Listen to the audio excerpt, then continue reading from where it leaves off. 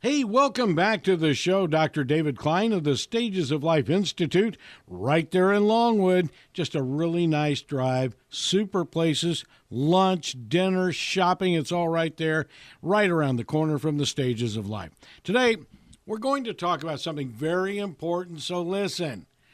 What your doctor may not know about your thyroid, but you better know, because the thyroid does more than what you think it does. Right, Doc? Oh, pretty much. Okay, folks will think inappropriately and improperly, really, that the thyroid gland has one function. Okay, that one hormone has one function. That one chemical has one function. Okay, but the great engineer in the sky didn't do it that way. Each one of these pieces has multiple uses. It's like a cotter pin. Okay, a cotter pin is something your mechanic is going to know is present in many, many places in your car. A 5/8 inch bolt, many, many places in your car. And thyroid hormone hits every cell in your body. Okay, every cell in your body listens to this one hormone. Now, is it just one gland producing one hormone?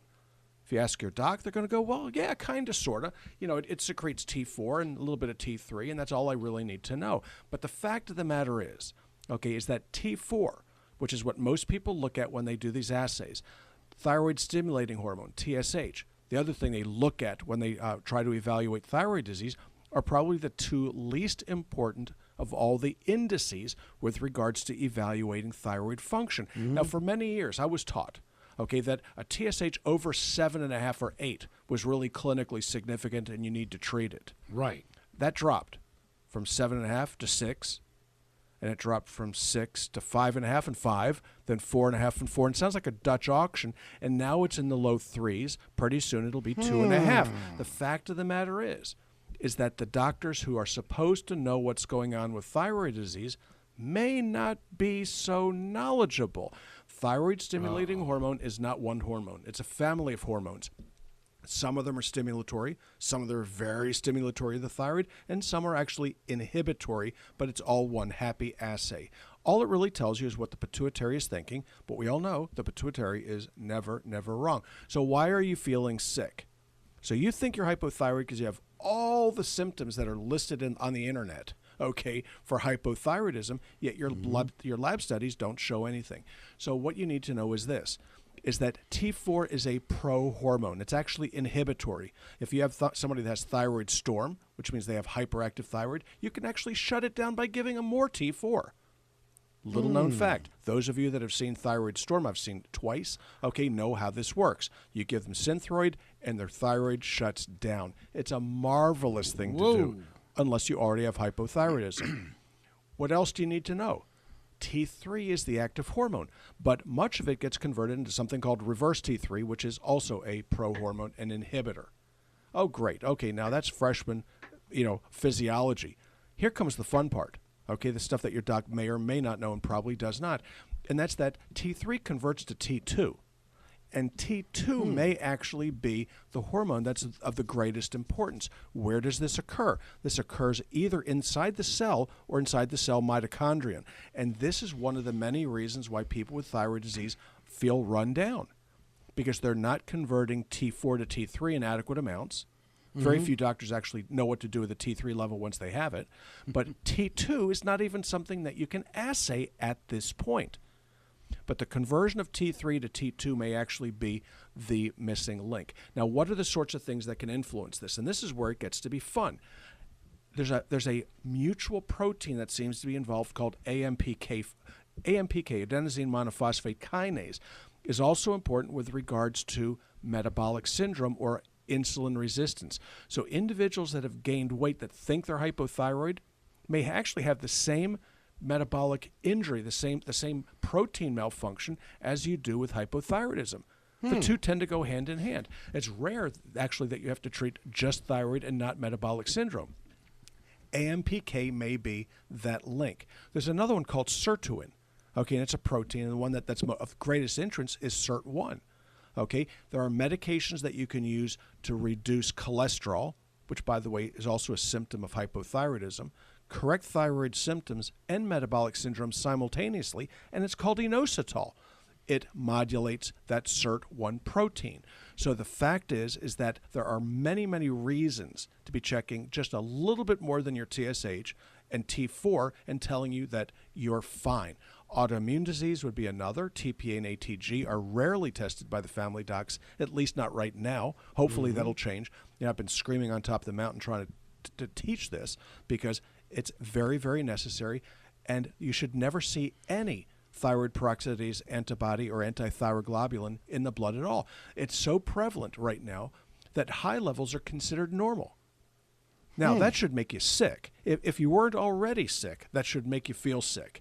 That they're changing the lab values to describe a sick society. It's almost like changing women's clothing sizes so that they don't feel bad about buying size 12s.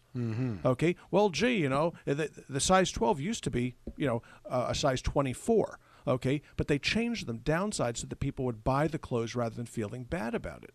Okay, men don't do the same thing so much. 36-inch waist, 34-inch waist. It's kind of hard to argue an inch, although a 2x4 is not really 2x4 anymore. True. What about those people listening to us right now that have had their thyroids removed? Oh, God. Where are they in God this help thing? them. Okay, here's the deal with that. Okay, with men, okay, by the age of 70, it's almost a given that you're going to have carcinoma of the prostate. Every man at the age of 75 to 80 is going to have it at autopsy, okay? But it doesn't mean it's significant, okay? Prostate cancer is very, very common, and so is papillary carcinoma or medullary carcinoma of the thyroid. Okay, what happens is it's a very, very slow-growing cancer that usually means nothing. So we screen people for thyroid cancer when they have these nodules. Unfortunately, okay, what seems to happen is that doctors are going ahead and lopping the thyroids out simply because they find a nodule in place. Right. And then that's really sad. So what do? My preferred way is to leave the parts intact. Okay, leave the thyroid where it's at. Follow it with an ultrasound, and you can look at the vascularity of these lesions with something called a Doppler. So a Doppler ultrasound will tell you whether or not you have aggressive cancer or not, okay? And keep the son of a gun attached as long as you can, because it's not like breast cancer, it's not like lymphoma, it's not like melanoma where you have to catch them and remove them quickly, okay? These things, very frequently, you're just going to do just fine leaving it alone.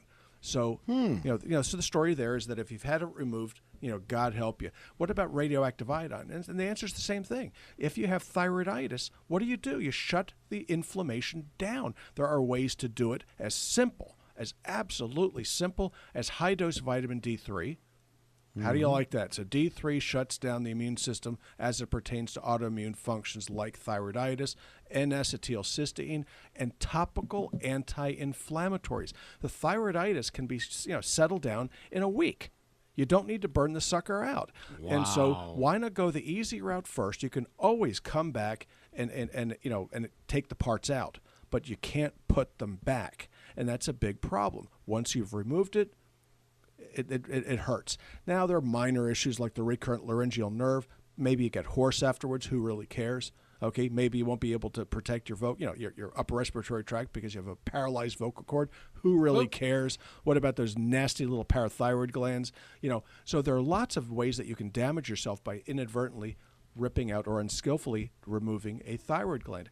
It's not something that you want somebody to go oops over, and I certainly want to keep mine attached. I, too, have thyroiditis. I control mine with what I just mentioned above. But isn't a lot of this thyroid removal almost routine? It shouldn't be. I'm saying too routine. Oh, yeah. Well, Yeah. okay. Do you remember back in the day when we used to rip out these tonsils, those nasty little glands in the throat because we really didn't know what they did?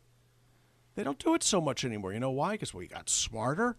Okay, maybe those glands were being enlarged for a reason, and unless you developed an abscess, okay, you'll leave them alone. Okay, the same thing is true with the thyroid, that unless you can demonstrate an aggressive tumor, you'll leave it alone. And if you do, you certainly don't rip out the whole thing. And if you have thyroiditis, there's no reason to, but they do it all the time. I remain absolutely opposed to it. So I would recommend, not being the doctor, but I'd recommend Second that opinion? everybody get a second opinion. That's a good choice. I'd be getting a third opinion, too. Yeah. Okay, but that's just me. What do I know? Oh, man. I'll take all your diplomas. That'll be fit right there. That's a big wall full of. There sure is. Robin, how do we connect with the stages of life and the voice of reason? The Voice of Reason resides at 407-679-3337. That is the phone number to Stages of Life Medical Institute.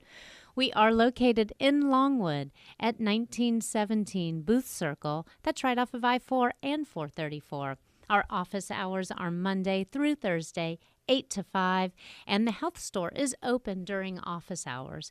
We are on the web at stagesoflife.net and Facebook at Stages of Life Medical Institute.